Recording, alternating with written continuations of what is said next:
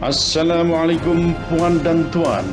Anda berjumpa kembali dengan saya Profesor Suteki di channel yang radikal, ramah, terdidik, dan berakal.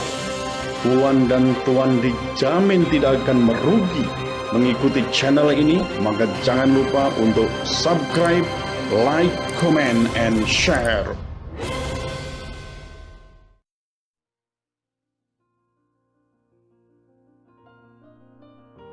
Kami dari kelompok 6 akan membawakan materi tentang ilmu pengetahuan hukum.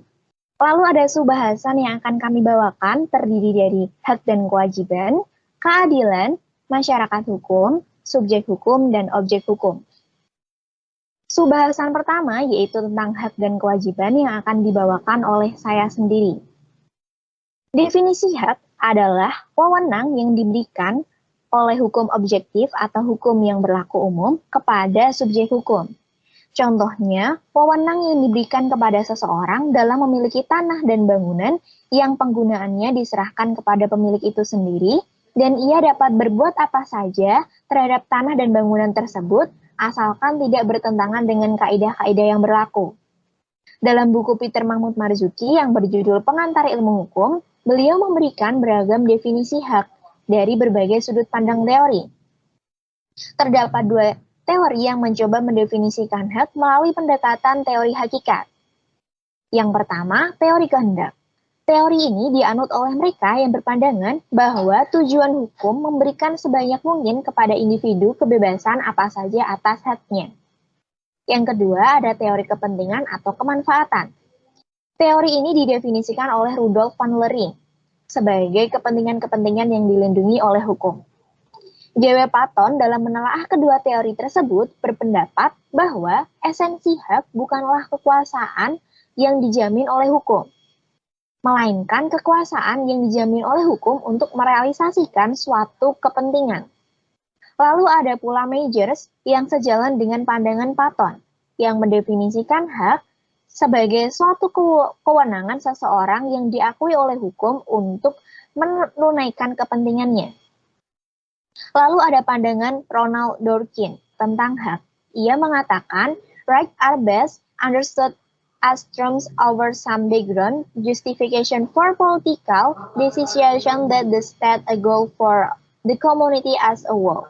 Di mana Dworkin jelas-jelas menempatkan hak sebagai sesuatu yang harus dijunjung tinggi oleh siapapun. Pada akhir pembahasan hak, Peter Mahmud Marzuki menuliskan yang pada intinya dari pandangan-pandangan yang dikemukakan, kiranya pandangan Dworkin yang sesuai dengan hakikat hak itu sendiri. Pernyataan Dworkin menguatkan argumen Peter bahwa bukan hak diciptakan oleh hukum, namun hak yang memaksakan adanya hukum.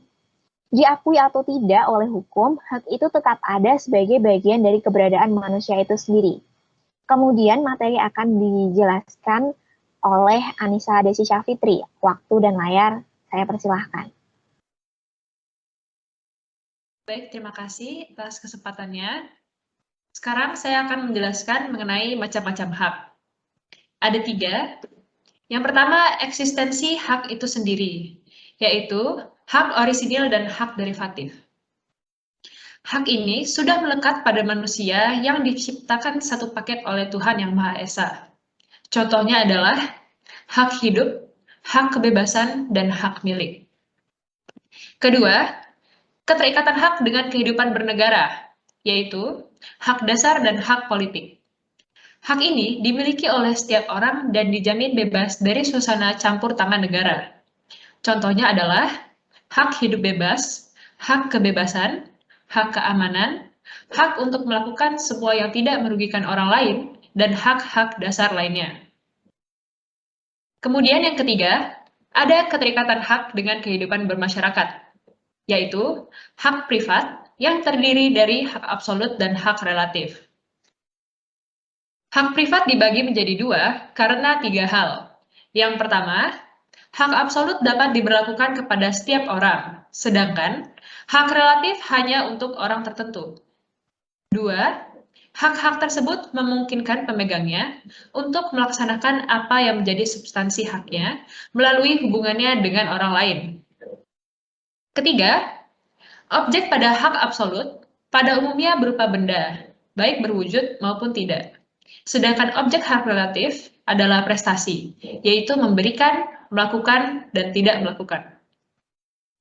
Hak absolut dapat dibagi menjadi hak pribadi, hak kekeluargaan, hak kebendaan, dan hak atas barang-barang tidak berwujud, seperti hak atas kekayaan intelektual.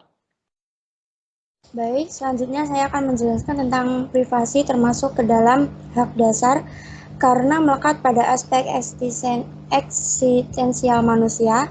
Secara umum, privasi diartikan sebagai the right of a person to be free from underworld publicity, yang meliputi kesendirian seseorang, komunikasi seseorang, data seseorang, dan persona seseorang.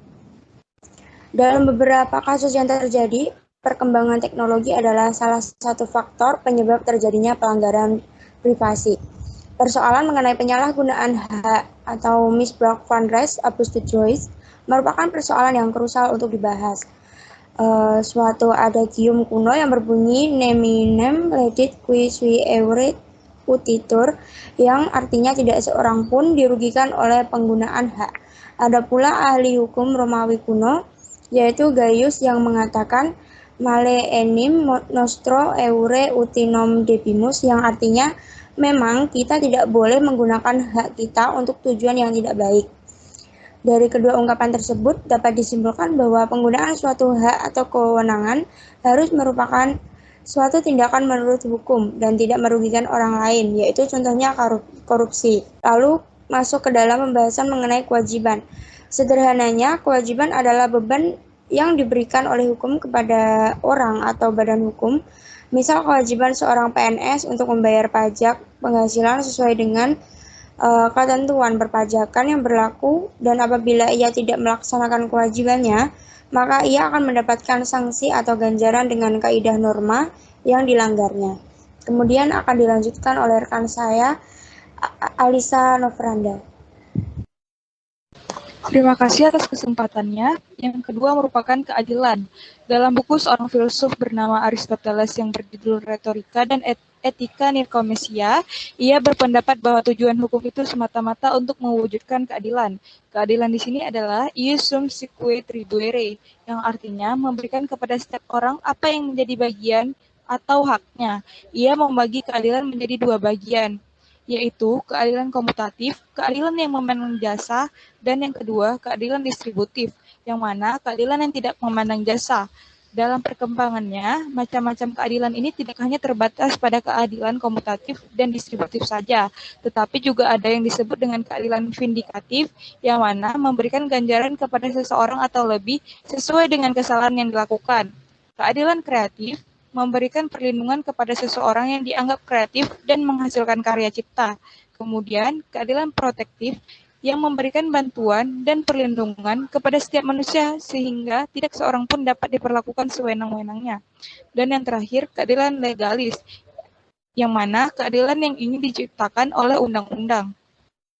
Yang ketiga, ada masyarakat hukum atau legal unity. Masyarakat hukum adalah sekelompok orang yang berdiam dalam suatu wilayah tertentu, di mana kelompok tersebut berlaku serangkaian peraturan yang menjadi pedoman bertingkah laku bagi setiap anggota kelompok dan pergaulan hidup mereka. Peraturan ini dibuat oleh kelompok itu sendiri dan berlaku bagi mereka sendiri. Untuk selanjutnya akan dijelaskan oleh teman saya, Kansa Alianadin. Baik, terima kasih atas kesempatannya. Saya akan melanjutkan subbab yang selanjutnya, yaitu mengenai subjek hukum. Subjek hukum adalah pendukung hak, yaitu manusia dan atau badan yang menurut hukum berkuasa menjadi pendukung hak. Juga segala sesuatu yang menurut hukum dapat memiliki hak dan kewajiban. Menurut macamnya, khusus mengenai badan hukum, dapat dibedakan menjadi dua, yaitu badan hukum publik, di mana isinya ada desa, kabupaten, kota, provinsi, dan negara, dan badan hukum perdata, di mana terdiri dari PT, koperasi, dan yayasan. Bisa di next slide. Lalu yang kelima mengenai objek hukum.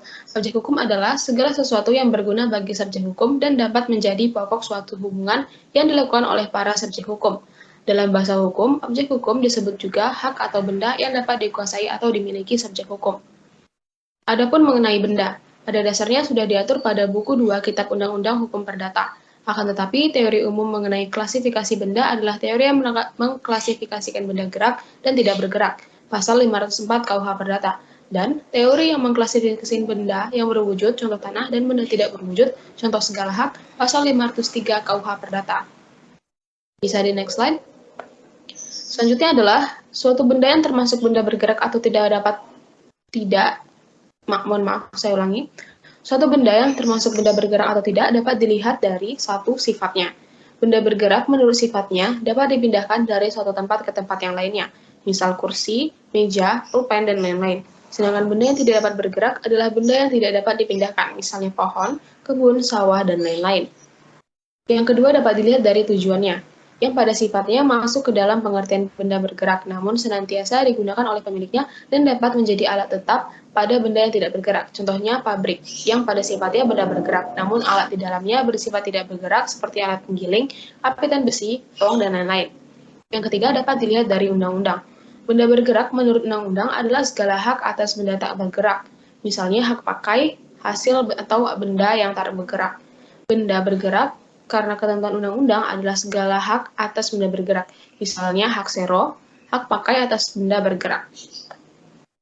Sekian mengenai paparan materi dari kelompok kami. Selanjutnya saya kembalikan kepada moderator. Terima kasih. Baik, terima kasih. Berakhirlah sesi pemaparan materi dari kelompok kami, kemudian akan dilanjutkan sesi tanya-jawab. Kami telah menampung beberapa pertanyaan dari teman-teman kelas C yang kemudian akan langsung dijawab oleh anggota kelompok kami. Pertanyaan pertama, yaitu dari Muhammad Iqbal. Izin bertanya mengenai hak, apakah sebuah perusahaan berhak melarang karyawannya untuk keluar kota di saat pandemi? Apakah hal ini tidak bertentangan dengan hak untuk berpergian dalam HAM? Pertanyaan ini akan langsung dijawab oleh rekan saya, Hansa Alianadin. Waktu dan layar saya persilahkan. Baik, izinkan saya menjawab pertanyaan ini secara singkat. Jadi apabila perusahaan ingin memperlakukan suatu aturan kepada karyawannya, aturan tersebut tidak boleh bertentangan dengan ketentuan peraturan perundang-undangan yang berlaku. Walaupun perusahaan memiliki kewajiban untuk menjaga kesehatan karyawan, namun perusahaan tidak harus melarang karyawannya keluar kota, melainkan dapat mengeluarkan kebijakan lain seperti bekerja dari rumah atau work from home, menerapkan protokol kesehatan secara ketat dalam kantor, membagi shift karyawan, dan melarang karyawan untuk sakit untuk masuk ke kantor. Sekian jawaban dari saya kembalikan ke moderator. Baik, terima kasih Hansa Alianadin. Kemudian ada pertanyaan kedua dari Nazwa Indah. Di dalam materi yang telah disampaikan tadi, makna keadilan sendiri adalah memberikan kepada setiap orang apa yang menjadi bagian atau haknya. Bagaimana cara untuk menegakkan keadilan di dunia pendidikan yang mana orang miskin tidak mampu untuk bersekolah karena biaya, sedangkan mereka juga punya hak untuk tetap sekolah dan mencari ilmu? Pertanyaan ini akan dijawab oleh Niken. Waktu dan layar saya persilahkan. Baik, terima kasih moderator atas waktunya. Di sini saya akan menjawab pertanyaan dari Nazwa Indah. Menurut saya sendiri, pemerintah seharusnya memprioritaskan warga miskin Indonesia dengan memberikan bantuan pendidikan, sehingga anak-anak yang kurang mampu dapat sekolah serta mencari ilmu pendidikan yang layak di bangku sekolah seperti anak-anak pada umumnya. Namun, biasanya hal seperti ini banyak disalahgunakan oleh masyarakat yang kurang paham tentang suatu hak masyarakat yang kurang mampu. Untuk itu, perlunya pengawasan yang ketat oleh pemerintah dalam pemilihan hak sekolah kepada orang yang benar-benar membutuhkan. Terima kasih. Baik, terima kasih Niken atas jawabannya. Kemudian ada pertanyaan dari Aulia Septiana Putri. Izin bertanya, mengenai masih adanya beberapa kasus pelanggaran hak dan pengingkaran kewajiban dalam kehidupan, apakah faktor yang menyebabkan hal-hal tersebut bisa terjadi? Pertanyaan ini akan dijawab oleh Alisha Nofranda. Waktu dan layar saya persilahkan. Terima kasih kepada moderator. Adapun faktor yang menyebabkan adanya pelanggaran hak dan pengingkaran kewajiban yaitu yang pertama, adanya sikap egois dengan terlalu mementingkan diri sendiri. Sikap ini membuat seseorang hanya mementingkan haknya saja dan tidak diiringi dengan pelaksanaan kewajiban. Yang kedua, rendahnya kesadaran dalam berbangsa dan bernegara. Adanya sikap ini membuat pelaku bisa berbuat seenaknya tanpa memperdulikan hak orang lain yang harus dihormati. Yang ketiga, adanya sikap tidak toleran. Sikap ini membuat masyarakat muncul yang sikap tidak menghargai dan menghormati perbedaan yang ada. Hal ini bisa mendorong seseorang melakukan pelanggaran terhadap orang lain tanpa memperdulikan hak orang lain. Dan yang terakhir, penyalahgunaan teknologi. Kemajuan teknologi bisa membuat pengaruh positif dan juga memberikan pengaruh negatif dengan menimbulkan tindak kejahatan kepada orang lain, tergantung dari mana penggunaan teknologi tersendiri. Terima kasih, moderator. Baik, terima kasih Alisa atas jawabannya. Kemudian pertanyaan yang keempat datang dari Vanessa Diar Aura. Seperti yang telah dijelaskan, hak absolut dapat diberlakukan kepada setiap orang, sedangkan hak relatif hanya untuk orang tertentu. Dalam kalimat hanya untuk orang tertentu itu merujuk pada orang atau masyarakat yang seperti apa? Pertanyaan ini akan dijawab oleh saya sendiri. Jika dilihat dari pengertian hak relatif, adalah hak yang memberikan wewenang kepada seseorang tertentu untuk menuntut agar seseorang atau beberapa orang tertentu untuk menuntut agar seseorang atau beberapa orang lain tertentu memberikan sesuatu, melakukan sesuatu, atau tidak melakukan sesuatu. Sehingga dapat diambil kesimpulan bahwa maksud kalimat dari hanya untuk orang tertentu adalah hanya untuk orang yang memiliki keterikatan, hubungan, kerjasama, atau perjanjian antara kedua belah pihak. Sehingga orang yang berada di luar keterikatan tersebut tidak bisa ikut campur tangan untuk mendapatkan hak tersebut. Sekian, terima kasih. Kemudian ada pertanyaan terakhir dari Dina Septia Zahra. Di berita banyak beredar efek samping vaksin COVID-19 yang mengakibatkan penerimanya mengalami penyakit serius, bahkan hingga meninggal dunia. Karena efek samping vaksin COVID-19, apakah ada hak yang akan didapatkan oleh masyarakat?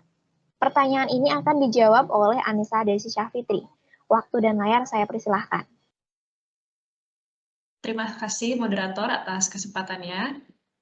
Jadi, dalam vaksinasi itu bisa saja terjadi kejadian ikutan pasca atau KIP, yaitu kejadian medik yang diduga berkaitan dengan vaksinasi COVID-19.